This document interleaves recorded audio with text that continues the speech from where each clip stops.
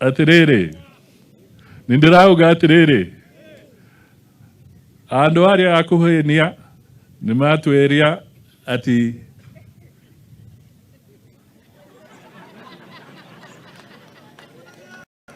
nimarathondeka uchumi kwa isiku igiri. Watigene na maheni. Matige maheni. Sisi tunataka tuambie watu ukweli. Hauwezi ukabadilisha taifa letu kwa siku. Haiwezekani. Kwa hivyo tutajikakamua kidogo, lakini kuna matumaini makubwa kule mbele. Kwa hivyo nawasihi tu kama Wakenya, let us pull together, let us work together, let us support Mheshimiwa William Samoei Ruto na timu yake ili tuende mbele. And democracy is that you go through the vote, you bring out your policies, you implement.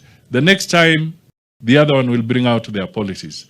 Kwa hivyo asanteni sana, Mungu awabariki, na mimi najua tutakuwa hapa tukirudi kuangalia kwamba is our forest growing or not growing. That is what we shall do. Na kuna mipango mengi kama maji, ukosefu wa maji katika eneo hii. Serikali ya Ruto, mjuzi mliona president wa Italia akakuja hapa, na ile shida ilikuwa kwa Itare Dam. Serikali inazungumza na serikali ya Italy ili watatue.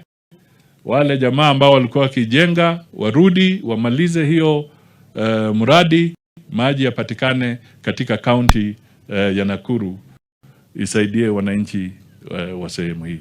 Kwa hivyo hizo ndio targets zetu tukienda mbele. So thank you so much. God bless you all, and I wish to be here again, and I'll be here